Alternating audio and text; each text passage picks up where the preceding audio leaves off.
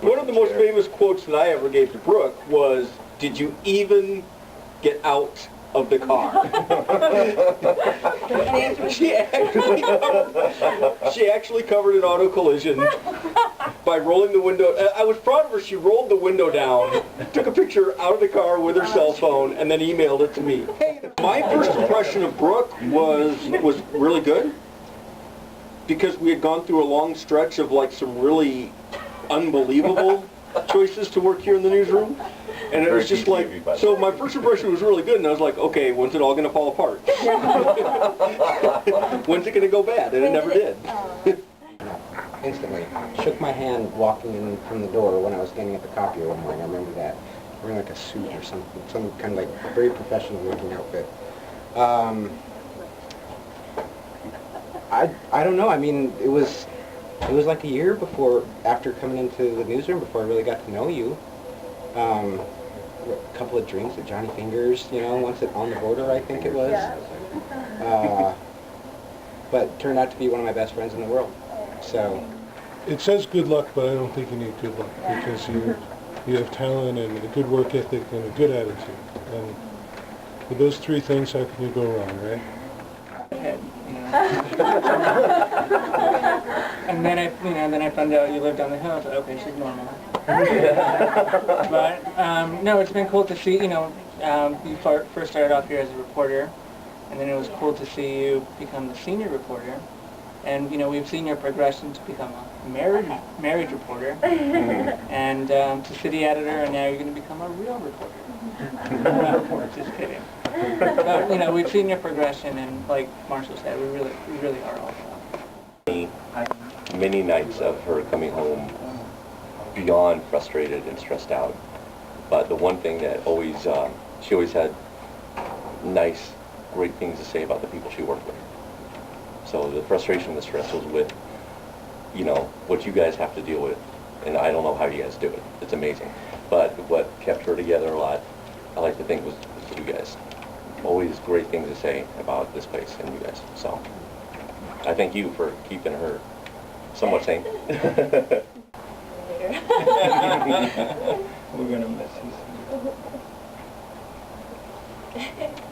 When we were getting this planned, it wasn't hard to get everybody on the same page about what we wanted to do for you. And I think everybody's just overall feeling is one of a little bit of sadness, but we're so incredibly proud of you. And you're just, I was telling Marcia this morning that it's hard for me to make friends that are women, but I think that yours is so wonderful and easy to get along with and pleasant. And I for one, will miss you terribly, Brooke.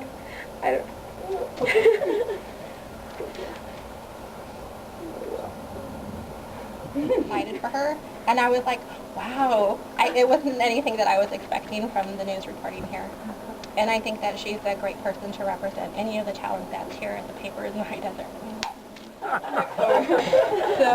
But everybody's always very welcoming, and like I've told Annette, you guys, she obviously looks up to you as a role model. And I've told her, just keep your head up. Don't write what the politicians, I don't really know too much, but don't write what they want, but write what the people want. And even, I know it's going to be different people, but people are people, even in Mission Valley. So just keep up the good work, do what you want to do, and definitely everybody's going to miss you. And as a young person, I think you're a role model because you're young and, so successful already. So that's awesome. And Renee wasn't working here yet, so it was just Brooke and Linnea. And I remember just being amazed when I came home to my parents. I was like, I don't know how she does it. She's like writing stories, she's editing stories, she's answering all my questions, and just like doing it all. And I think what Renee said is really true, that you just like keep a really cool head, no matter what we throw at you, stories not coming through, whatever, you just like, you somehow you do some magic with the budget and it always works out. And yeah, and I've just learned so much from you, and I know I came in with very little experience, and you taught me a lot, and I'm really happy for you. And I think if I wasn't going to be leaving myself soon, I would be like heartbroken. But I still am. But at least but I still am. But yeah, wish you impressed with you as a college junior coming in there and kicking butt as a staff writer. It was a good alternative to working at McDonald's, you know. So I came in here and I was really nervous. I was really scared of you. But it didn't take long before, you know, I realized that you were really nice. I could come to you with whatever questions I had. And I don't know, like, you've always been there. And, like, I know that whenever I submit my stories, they're in good hands and you're going to, you know,